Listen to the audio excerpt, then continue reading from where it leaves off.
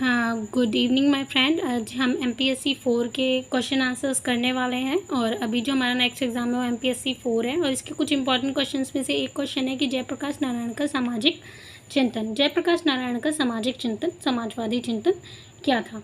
इसके लिए सबसे पहले हम इंट्रो की बात करते हैं, जिसके अंदर हम समाजवादी व्यवस्था के बारे में बात करते हैं। समाजवाद आंदोलन भारत के अंदर फर्स्ट वर्ल्ड वॉर के बाद और रूस की क्रांति के बाद लोकप्रिय हुआ था। समाजवाद को अब इससे पहले हम लोग जानते भी नहीं थे। हम खुद एक औपनिवेशिक राष्ट्र थे, हमको उपनिवेश बनाया हुआ था ब्रिटिश गवर्नमेंट है। और ब्रिटिश जो गवर्नमेंट थी वो एग्जैक्टली कैसी गवर्नमेंट थी, वो एक पूंजीवादी गवर्नमेंट थी। और पूंजीवादी गवर्नमेंट होने के नाते हम वैसे भी उनके विरोधी थे और एक उनकी जो सोच थी उसी के साथ साथ में हमारा उसका विरोध और ज़्यादा कैसे बढ़ जाता है कि वो एक पूंजीवादी सोच के अनुसार हम पर डिक्टेटरशिप निभा रहे थे। तो इसीलिए हम लोगों ने क्या किया, हम लोगों ने वहाँ पर समाजवादी सोच का हमेशा से सपोर्ट किया, क्योंकि समाजवाद एग्जैक्टली क्या मान रहा था, समाजवादी सोच जो थी, समाजवादी थॉट जो था वो एग्जैक्ट इस बात पर बेस था, इस बात पर ज़्यादा बल दे रहा था कि आप लोग जो हैं वो सभी समान हैं। इक्वालिटी की बात कर रहा था समाजवाद कुछ लोगों के हाथों में जो सत्ता रह जाती है या कुछ लोगों के पास जो सारा पावर पहुंच जाता है उसको बिल्कुल डिनाई कर रहा था। तो ये वाली जो सोच थी ये हमारे समाजवादी व्यवस्था की थी। सो डियर फ्रेंड, जो अब हम बात करने वाले हैं, हम अपने क्वेश्चन को फ्रेम करने और इसके आंसर करने पर बात करने वाले हैं। सबसे पहले अपनी इंट्रो के अंदर समाजवाद के बारे में पूरी तरीके से लिखना है कि समाजवाद एग्जैक्टली था क्या। समाजवादी व्यवस्था एक ऐसी व्यवस्था थी जिसमें वस्तुओं के समान वितरण की बात की जा रही थी और ये पूंजीवाद के विरुद्ध थी और इसे बहुत सारे कंट्रीज़ ने अपना लिया था जो पूर्वी खेमे के देश थे। प्रथम विश्व युद्ध के बाद दुनिया के अंदर इस तरीके का बंटवारा होने लगा था। लेनिन की सोच जो थी ये लोगों के बीच में फैलने लगी थी। अभी हम यहाँ पर बात करने वाले हैं, जो हमारा क्वेश्चन है कि जयप्रकाश नारायण भारतीय समाज का विद्वान किस प्रकार से उन्हें माना गया है और समाज में उनका किस प्रकार से उन्होंने चिंतन किया है। जयप्रकाश नारायण को गांधी जी ने क्या कहा था, गांधी जी के अनुसार जयप्रकाश नारायण भारतीय समाजवाद के सबसे बड़े विद्वान थे। जयप्रकाश नारायण ने स्वयं एक पुस्तक लिखी थी, जिस पुस्तक के पहले अध्याय में उन्होंने ये उल्लेख किया था कि सामाजिक संगठन एग्जैक्टली है क्या। सामाजिक संगठन किसी एक व्यक्तिगत विचारधारा को सपोर्ट नहीं करता, बल्कि ये एक सामाजिक विचारधारा है जिसका उद्देश्य पद सोपानकरण समाप्त करना है और असमानता को ख़त्म करना है। असमानता और पद सोपानकरण एग्जैक्टली क्या था कि भारत के अंदर चीज़ों को या बातों को एग्जैक्टली पदों पर बांटा गया था कि कोई अगर किसी का पद बड़ा है तो उसे सैलरी पे ज़्यादा की जाएगी। उदाहरण के तौर पर ज़मींदारी व्यवस्था के अंदर पद सोपानकरण था। जो ज़मींदार होते थे उनके पास पावर ज़्यादा होती थी, उनके पास पैसा ज़्यादा होता था, जबकि जो गरीब लोग हुआ करते थे उनके पास क्या हुआ करता था, उनके पास पैसे की कमी हुआ करती थी। इसी के साथ साथ में भारत के अंदर जाति भेद भी था। अगर जाति भेद था तो जाति भेद के अंतर्गत भी क्या किया गया था, पद सोपानकरण था। जो ऊंची जाति के लोग थे उनको अवसर दिए गए थे आगे बढ़ने के, जबकि जो गरीब लोग थे, जिनकी पिछड़ी जाति हुआ करती थी, उन्हें इस तरीके के अवसर प्राप्त नहीं थे। जयप्रकाश नारायण ने यहाँ पर यही बात की है कि अगर राष्ट्र से हमें किस किस चीज़ को ख़त्म करना है, गरीबी को ख़त्म करना है, भुखमरी को ख़त्म करना है, और अगर हमें ख़त्म करना है अशिक्षा को ख़त्म करना है, अन्य चीज़ों को ख़त्म करना है, तो हमें समाजवाद का सहारा लेना पड़ेगा। और समाजवादी व्यवस्था एक ऐसी व्यवस्था है जो सभी की समानता की बात करती है। समानता की किस आधार पर बात करती है, वो इस आधार पर समानता की बात करती है कि प्रत्येक व्यक्ति को जो मौलिक और मूलभूत वस्तुएं हैं उनका वितरण बराबर हो। बराबर किस बेसिस पर हो कि अगर आपके पास कोई एक चीज़ है, अगर आपको पूरी तरीके से प्रोवाइड नहीं हो रहा, तो ये समानता तो नहीं होती ना। तो समानता एग्जैक्टली क्या होती है कि आपको जो भुखमरी और गंदगी में लोग रह रहे हैं उन सभी को क्या मिले, उन सभी को हमारी तरह और एक नॉर्मल लाइफ जीने का अवसर प्रदान किया जाए। तो जयप्रकाश नारायण का भारतीय समाजवाद का जो विद्वान किस प्रकार से कहा गया है, गांधी जी ने कहा था। और ये सारे के सारे थॉट्स हमारे इस पॉइंट में आ जाएंगे। सामाजिक असमानता तथा समाजवाद, अभी हम यहाँ पर बात करने वाले हैं सामाजिक असमानता और समाजवाद की। सामाजिक असमानता एग्जैक्टली होती क्या है, सामाजिक असमानता कब फैलती है और किस प्रकार से फैलती है, हम इस बारे में बात कर लेते हैं।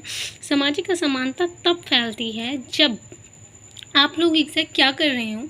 सामाजिक असमानता के अंतर्गत कुछ मुट्ठी भर लोगों को उत्पादन के जो उत्पादन हो रहा है उस पर अधिकार प्राप्त हो। सिर्फ वही उत्पादित कर सकते हैं, उन्हीं के पास उत्पादन अधिकार अगर चला जाएगा तो सामाजिक असमानता राष्ट्र के अंदर फैलेगी कि मुट्ठी भर लोग जो होंगे उन्हीं के पास वो सारे के सारे अधिकार होंगे कि वो उत्पादन कर सकें। और जनसंख्या को अगर हम सीमित रखते हुए एक लिमिटेड जनसंख्या रखें और अपनी आर्थिक विषमताएं जो हैं उन्हें एक सीमा तक समाप्त करने का प्रयास कर सकते हैं। समाजवाद का एग्जैक्टली आधार क्या है कि उत्पादन के साधनों का समाजीकरण किया जाए। जितने भी उत्पादन के साधन हैं इनको सभी लोगों में समान तौर पर बांट दो, जिसके द्वारा एग्जैक्टली क्या होगा कि धन का जो विषम वितरण है, विषम वितरण क्या है, अनइक्वल वितरण जो है और जो है ये ख़त्म हो जाएगा और शोषण जो हो रहा है लोगों का ये भी समाप्त हो जाएगा। तो सामाजिक असमानता को किस प्रकार से दूर करना है ये समाजवाद आपको यहाँ पर बता रहा है। और यहाँ पर ये एग्जैक्ट बात किस बारे में कर रहे हैं कि हम यहाँ पर भूस्वामित्व वाली सिस्टम को ख़त्म कर दें, क्योंकि पुराने टाइम पर उत्पादन इतना कुछ था नहीं। एग्जैक्ट हम किस दौर में जी रहे हैं जब हम कृषि पर, क्योंकि भारत एक कृषि आधारित देश है और उस टाइम पर हम एक ऐसे राष्ट्र के तौर पर जी रहे हैं जो कि उपनिवेश है, हमें किसी ने ग़ुलाम बनाया हुआ है। तो अभी क्या था कि भूस्वामित्व जो था वो जो लोग काम कर रहे हैं उनको दे दिया जाए, वो ज़मीन के स्वामी बन जाए। और सहकारी कृषि यानी कि ऐसी कृषि जिसके अंदर सब लोग इकट्ठा मिल करके खेती करें को प्रोत्साहित किया जाए। उन सभी स्वार्थी तत्वों को हटा दिया जाए जो सिर्फ अपना पेट भर रहे हैं। ऐसे लोग अगर हट जाएंगे तब क्या होगा, सब लोग समानता के आधार पर क्या करेंगे, कृषि करेंगे। अगर कौन सी कृषि होगी, सहकारी कृषि होगी। और ये जो जोतों का चक्र है, और ये जोतों का चक्र क्या है, जोतों का चक्र ये होता है कि आप एक किसी व्यक्ति से ऋण ले रहे हैं, ठीक। अगर आपने किसी से ऋण लिया यानी अपने उधार लिया, आप कंडीशंस क्या हुआ करती थी पुराने टाइम पर, जो अंग्रेज़ हुआ करते थे वो टैक्स लगा दिया करते थे। टैक्स को पे करने के लिए हमें ऋण लेना पड़ता था, कभी अकाल आ गया, इस तरीके की कंडीशन। तो उस ऋण के ऊपर क्या लगता था, एक चक्र चलता रहता था। तो उस चक्र को समाप्त कर दिया जाए और एग्जैक्ट क्या हो कि संयुक्त कृषि पर ध्यान दिया जाए और राजकीय और सहकारी ऋण जो थे वो बाज़ार व्यवस्था और सहकारी संयोग उद्योग स्थापित हों, जिससे कि वो सारे के सारे समाप्त हो जाएं। तो सेकंड पॉइंट में हमें ये सारी बातें लिखनी है, जिसके अंदर हम एग्जैक्टली क्या क्या बात कर रहे हैं। हम बात कर रहे हैं उत्पादन के साधनों की जिसका समान वितरण है वो समाप्त हो जाए। कृषि की बात कर रहे हैं जिसमें किसको अधिकार दिया जाए, जिसमें उन लोगों को अधिकार दिया जाए जो एग्जैक्टली जोत रहे हैं, वो लोग नहीं जो कि ज़मींदार बने बैठे हैं। अब अगर आप ज़मींदार बन के बैठ गए हो तो आप इसका ये मतलब थोड़ी ना है कि आप तो खुद तो कुछ करते नहीं हो, आप सिर्फ वहाँ से टैक्स वसूल रहे हो। और टैक्स किस आधार पर वसूल रहे हो कि आप उन ज़मीनों के मालिक हो, और आपको मालिक बनाने वाला कौन, ब्रिटिश गवर्नमेंट। और ब्रिटिश गवर्नमेंट अगर 10 रुपये कर मांग रही है तो आप हमसे 50 रुपये वसूल रहे हो। उस बीच में अगर अकाल आ गया या भुखमरी आ गई तो वो कंडीशंस अलग से। तो ये एक बहुत बड़ा शोषण था इंसान के लिए। तो इस शोषण मुक्त समाज की स्थापना हो सकती है हमारे समाजवाद के द्वारा। तो ये एक थॉट था हमारे जयप्रकाश नारायण का। द थर्ड थॉट इज सामाजिक शासन तंत्र की स्थापना। अब हम समझेंगे कि सामाजिक शासन तंत्र एग्जैक्टली था क्या। जयप्रकाश नारायण का एक एग्जैक्ट थॉट क्या था कि आर्थिक और सामाजिक पुनर्निर्माण से पहले हमें क्या करना चाहिए, हमारे पूरे के पूरे राष्ट्र में एक सामाजिक शासन तंत्र स्थापित होना चाहिए। सामाजिक शासन तंत्र यानी समाजवादी लोग जो हैं वो शासन की बागडोर को संभालें। अगर ऐसा हो जाएगा तब क्या होगा, सबसे पहले तो हमें इसके लिए जो हमारे ऊपर शासन कर रहे हैं विदेशी, उनको निकाल करके बाहर फेंकना होगा और हमारे को गुलामी से मुक्त होना होगा। और जैसे ही हम गुलामी से मुक्त हो जाएंगे तो हमारा आखिरी लक्ष्य क्या होगा कि हम समाजवाद की स्थापना करें। अगर हम समाजवाद की स्थापना कर लेते हैं तो हमारी एग्जैक्ट कंडीशन क्या होंगी कि हम स्वाधीन जब होंगे तो हमारा सारा बंटवारा जो होगा, हमारी जोतें जो होंगी, हमारा जो किसान कृषि लेवल पर हमारी ज़मीनें जो होंगी उनका समान बंटवारा होगा और हम सहकारी कृषि को प्रोत्साहन देंगे। तो इस तरीके की कृषि को प्रोत्साहन देने की वजह से क्या होगा, चीज़ें बेनिफिशियल रहेंगी। और उन्होंने इसी के अधीन एक कार्यक्रम चलाया, स्वाधीन करने के लिए उन्होंने एक कार्यक्रम चलाया जिसके अंदर उन्होंने स्पेशली श्रमिकों, किसानों और निर्धन और मध्यम वर्ग के जो लोग थे उन लोगों को उन्होंने इकट्ठा किया ताकि वो लोग उनको प्रोत्साहन दे सकें। और अगर वो प्रोत्साहन देंगे और उनके आर्थिक संघर्ष को, जो उनका आर्थिक संघर्ष चल रहा है, अगर हम उसे संगठित कर लेंगे तो हमारा जो स्वतंत्रता आंदोलन है ये भी थोड़ा सा डेवलप हो जाएगा। क्लियर। जयप्रकाश नारायण का लोकतांत्रिक समाजवाद। The fourth point is that कि जयप्रकाश नारायण जो थे उन्होंने लोकतांत्रिक समाजवाद का समर्थन किया है। उन्होंने ये बात कही है कि जिस प्रकार से अभी आपके जो रूस के अंदर जो क्रांति चल रही थी, मार्क्सवादी क्रांति, और मार्क्सवादी लोग जो थे ये लोकतांत्रिक समाजवाद के समर्थक नहीं थे। तो अभी हम यहाँ पर बात करने वाले हैं ये लोकतांत्रिक समाजवाद की। जयप्रकाश नारायण जो थे वो लोकतंत्र के समर्थक थे, और लोकतंत्र जो होता है वो स्वयं कहीं ना कहीं लोगों का तंत्र होता है, लोगों का शासन होता है। और इस तरीके के समाजवाद के अंदर क्या होता है कि ये पहली बात तो क्रांतिकारी समाजवाद नहीं होता। समाजवाद की स्थापना इसके अंतर्गत लोकतांत्रिक ढंग से की जाती है, और लोकतांत्रिक ढंग से समाजवाद की स्थापना के साथ साथ क्या होता है कि हमें राष्ट्रीय स्तर पर समाजवाद की चर्चा करना का अवसर प्राप्त हो जाता है। ये चीज़ क्लियर होनी चाहिए कि जयप्रकाश नारायण का लोकतांत्रिक समाजवाद क्या था, कि वो कोई भी, आप ये बात क्लियर रखें कि वो समाजवाद को किस आधार पर अपनाना चाह रहे हैं। वो लोकतांत्रिक ढंग से समाजवाद को अपनाना चाह रहे हैं। उनका कोई भी अर्थ नहीं है, कोई भी मोटिव नहीं है कि किसी भी प्रकार का संघर्ष उसके अंदर किया जाए। जबकि मार्क्स जो थे, कार्ल मार्क्स जो थे, इनका जो था समाजवाद वो एक क्रांतिकारी समाजवाद था, जबकि हमें एक लोकतांत्रिक समाजवाद की स्थापना करने का जयप्रकाश नारायण ने सदैव समर्थन किया। इसी के साथ साथ जो हमारे जयप्रकाश नारायण जी थे, इन्होंने समाजवाद को एग्जैक्टली विकेंद्रीकरण आधार पर प्रोत्साहित किया। समाजवादी अर्थव्यवस्था की संरचना विकेंद्रित होनी चाहिए, ये थॉट जयप्रकाश नारायण जी ने रखा। और बड़े पैमाने पर और केंद्रित उत्पादन एशिया के देशों में समाजवाद नहीं ला सकता। अगर हम उत्पादन की बात करें कि बड़े लेवल पर हम उत्पादन करने लगे और हम केंद्रित उत्पादन करने लगे, तो इस आधार पर क्या नहीं हो सकता, हमारा समाजवाद लागू नहीं हो सकता। इसके लिए हमें घर के अंदर के छोटे छोटे उद्योगों को, कुटीर उद्योगों को, और छोटे ऐसे उद्योगों को जो कि हमारे नेशनल लेवल पर और ज़रा से छोटे छोटे हमारे ज़िला स्तर पर, हमारे अन्य स्तरों पर जाकर उनसे हम काम निकलवा सकें। देश भर में उत्पादन जो है उसका लक्ष्य प्राप्त किया जाए, सारे देश के अंदर चीज़ों का उत्पादन हो। केवल अर्थव्यवस्था नहीं बल्कि स्वामित्व जो है उसका भी विकेंद्रीकरण हो। केवल यहाँ पर अर्थव्यवस्था का विकेंद्रीकरण की बात नहीं की जा रही, जबकि स्वामित्व के भी विकेंद्रीकरण की बात की जा रही है कि ग्राम संगठन और नगर निगमों तक स्वामित्व जो है वो बटा हुआ होना चाहिए। कि अभी क्या है कि सिर्फ नेशनल लेवल पर ही किसी चीज़ का स्वामित्व ना हो कि हमारी केंद्र सरकार ने सब कुछ लेकर के रख लिया और हम राज्यों के स्तर पर या ज़िलों के स्तर पर कोई उनके पास पावर ही नहीं है। तो इस तरीके में भी क्या है, ये डिक्टेटरशिप है। तो हम एग्जैक्टली किस बारे में बात करें, हमने पहले ही बात की कि वो लोकतांत्रिक समाजवाद की बात करें, तो विकेंद्रीकरण होना तो एक लाजमी सी चीज़ थी। तो वहाँ पर क्या कहा गया कि उनके अनुसार समाजवादी समाज की स्थापना दीर्घकालिक विकास यानी दूर तक के विकास और प्रयत्नों पर आधारित होती है।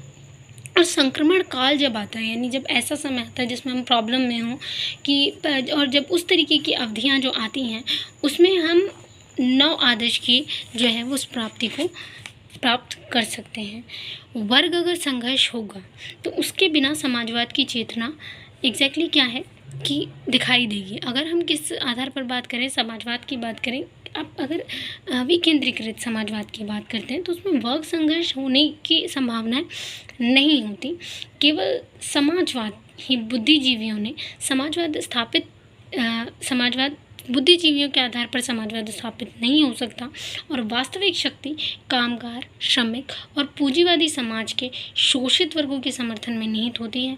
शोषित वर्ग द्वारा शोषण का विरोध सामाजिक व्यवस्था को नष्ट करके एक शोषणहीन समाजवादी समाज की स्थापना में सहायक बनता है।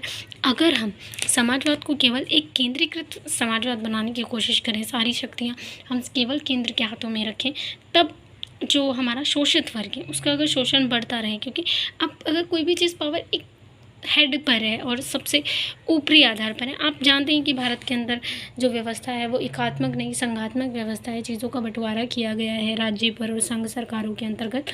तो इसी तरीके से हम यहाँ पर समाजवाद को भी देख रहे हैं कि समाजवाद कभी भी केंद्रीकरण किया जाए। अगर मैं व्यापार की बात कर रही हूँ तो व्यापार केवल अगर मैं यहाँ पर बात कर रही हूँ कि जो हमारी जो कोई भी उत्पादन है वो केवल एक स्तर पर किया जाए या फिर यहाँ पर सारी चीज़ें जो हैं वो सरकार के हाथों में ली जाए, तो वो भी गलत होगा। तो हम यहाँ पर समाजवाद का विकेंद्रीकरण की बात करें कि उत्पादन जो है वो हर एक स्तर पर हो, ज़िला स्तर के लोगों को अपने अधिकार प्राप्त हो और हमारे कस्बों के स्तर के लोगों को अपने अधिकार प्राप्त हो।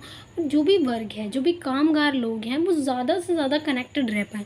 अगर वो ज़्यादा से ज़्यादा कनेक्टेड रहेंगे तो वो शोषण का शिकार कम हो पाएंगे, और अगर भी शोषण का शिकार नहीं होंगे तो कहीं से कहीं तक भी हमारे जो है समाजवादी समाज की स्थापना में कोई भी बाधा नहीं आएगी। और ये था आपका एंड जो जयप्रकाश नारायण जी ने बताया। अगर आप इन 4 से 5 पॉइंट्स को याद कर लेते हैं और अंदर की theory it's a really very normal, जिसको आप दोबारा से रिकॉल कर सकते हैं कि हमने पूरे इसके अंदर क्या देखा, हमने इंट्रो में क्या देखा कि समाजवाद एग्जैक्टली था क्या, समाजवाद की स्थापना एग्जैक्टली रूस में लेनिन के द्वारा की गई, फिर मार्क्स ने उस चीज़ का समर्थन किया, और जयप्रकाश नारायण जी ने क्या किया था। जयप्रकाश नारायण जी समाजवाद के, भारतीय समाजवाद के विद्वान के तौर पर देखे जाते हैं, जो गांधी जी ने ही कहा था। उन्होंने कहा था कि हमारा एग्जैक्टली क्या है कि हम पद सोपान क्रम और सांस्कृतिक पद जो हमने दिए हुए हैं, हमारी संस्कृति ने जो पद सोपान बांटे हुए हैं, साथ ही साथ जो असमानता हैं वो सब समाप्त की जाए। सामाजिक असमानता और समाजवाद के बारे में हमने यहाँ पर बात की कि सामाजिक असमानता और समाजवाद एग्जैक्टली किस तरीके से वर्क करते हैं। सामाजिक असमानता के अंतर्गत हम क्या देखते हैं कि हमारा समाज शुरुआत से ही असमानता के आधार पर अगर देखें तो इस थ्योरी को हम बहुत अच्छे से फुलफिल कर सकते हैं कि सामाजिक असमानता हमारे देश में पहले ही थी। किस आधार पर? संस्कृति के आधार पर। और हमारे पास जब यहाँ पर अंग्रेज़ी गवर्नमेंट आई, अंग्रेज़ी गवर्नमेंट का शासन आया, तब ये सामाजिक असमानता और बढ़ गई। कैसे? उन्होंने, क्योंकि देखो अब हमेशा से ही जो ऊंचे लेवल के, जो ऊंचे लोग हुआ करते थे, एग्जाम्पल के तौर पर ब्राह्मण लोग जो हुआ करते थे वो अमीर हुआ करते थे, और जो अमीर लोग हुआ करते थे इनके पास हमेशा से क्या था? पैसा था। ये धनी वर्ग हुआ करते थे तो इनके पास ये हमेशा से कनेक्ट रहते थे। किन से? इन राजाओं, इन ब्रिटिशों से कनेक्टेड रहते थे, वो अच्छी एजुकेशन पाते थे, फिर अच्छे पदों पर वही बैठते थे। जो नीच जात के लोग हुआ करते थे या जिन्हें हम पिछड़ी जाति के वर्ग के लोग कह सकते हैं, तो हम उनके साथ क्या हुआ करता था? वे सदा ही शोषण का शिकार रहे थे। जैसे आपने अम्बेडकर जी के बारे में सुना ही होगा कि उनके साथ कितना शोषण किया गया और उन्हें एजुकेशन तक प्राप्त करने का मौका नहीं दिया जा रहा था। तो यहाँ पर हम इस सामाजिक असमानता को बहुत अच्छे से देख सकते हैं। तो इसी वजह से हमारी गरीबी थी, वहाँ पर बहुत ज़्यादा गंदगी, और ये सारी की सारी चीज़ें जो थी, इन सबको समाप्त करने के लिए भी समाजवाद बहुत ज़्यादा ज़रूरी था। समाजवादी शासन तंत्र की स्थापना किस प्रकार से की जाए कि समाजवादी शासन तंत्र स्थापित किया जाए जिसके अंतर्गत जो हमारी आज़ादी मिले, तो वो एक समाजवादी शासन के हाथों में है। समाजवादी शासन के हाथों में जब हमारा राष्ट्र आएगा तो समाजवादी शासन जो है वो यहाँ पर सबके लिए काम करेगा। यहाँ पर क्या होगा? यहाँ पर सहकारी कृषि होगी, सहकारी उत्पादन होगा, सभी चीज़ें सरकार के हाथों में होंगी, और सरकार जो होगी वो सभी चीज़ों का समान वितरण रखेगी। ओके, तो यहाँ पर हम वो वाली बात कर रहे थे, जबकि इन्होंने यहाँ पर क्या कहा कि भाई जो गरीब लोग हैं या फिर जो स्पेशली किसान वर्ग हैं, जो निर्धन वर्ग हैं और जो मध्यम वर्ग हैं, इन सभी लोगों को साथ में कनेक्ट किया और ये सामाजिक आंदोलन में भी जुड़े, साथ साथ में आज़ादी के आंदोलन में जुड़े, क्योंकि जो समाजवाद था वो एग्जैक्टली किन को जोड़ रहा था, किन से सीधा कनेक्ट कर रहा था? ये सीधा कनेक्ट कर रहा था आपके ऐसे वर्गों से। ओके, जयप्रकाश नारायण का लोकतांत्रिक समाजवाद एग्जैक्टली क्या था कि भाई हम कोई क्रांतिकारी समाजवाद की स्थापना करने के समर्थक हैं ही नहीं, क्योंकि मार्क्स जो थे वो क्रांतिकारी समाजवाद के संस्थापक थे, जबकि हम एक लोकतांत्रिक समाजवाद को स्थापित करना चाहते हैं कि लोगों द्वारा चुनी गई सरकारें हों, साथ में वो समाजवाद की स्थापना के साथ हों। क्योंकि भारत के अंदर ऐसा तो नहीं रहा ना कि पर्टिकुलर कोई पार्टी शासन कर रही है जैसे हमारे सोवियत संघ में किया जाता था, तो ऐसा कुछ नहीं था। हमने लोकतांत्रिक समाजवाद का हमेशा से समर्थन किया है। अच्छा, समाजवाद तथा विकेंद्रीकरण इज रियली वेरी इंपॉर्टेंट। अगर समाजवाद है और विकेंद्रीकरण नहीं है तो समाजवाद चल ही नहीं सकता, जैसे कि रूस में धाराशाही हो गया, जबकि भारत में कुछ टाइम तक समाजवाद को हमने समर्थन दिया और आज भी समाजवादी पार्टियाँ यहाँ पर काम कर रही हैं। समाजवाद का विकेंद्रीकरण किस प्रकार से किया जाए कि भाई समाजवाद के अंतर्गत सभी चीज़ें सिर्फ सेंट्रल गवर्नमेंट के हाथों में ना हो, चीज़ें जो है, उत्पादन की शक्ति जो है वो ज़िला स्तर पर, कस्बों के स्तर पर भी हो, ताकि हमारा जो काम करने वाला वर्ग है, हमारा जो ऐसा वर्ग है जो कि हमसे कनेक्ट कर रहा है, जो पहले से ही शोषित है, उनका शोषण जो है वो और ना हो सके। अगर इस तरीके का समाजवाद हम लागू कर सकते हैं और उत्पादन का विकेंद्रीकरण कर सकते हैं, so it's a bestest thing. और शोषण विहीन समाजवादी समाज की स्थापना हमारी हो सकती है। और ये था आपका कंप्लीट वीडियो। सिर्फ आप इसके पॉइंट्स भी याद कर लेंगे, देन भी आप लिख करके आएंगे, कोई इशू नहीं है, बहुत आराम से आपको नंबर मिलेंगे। Okay, have a nice day. Please subscribe कीजिए और लाइक कीजिए चैनल को। Have a nice day.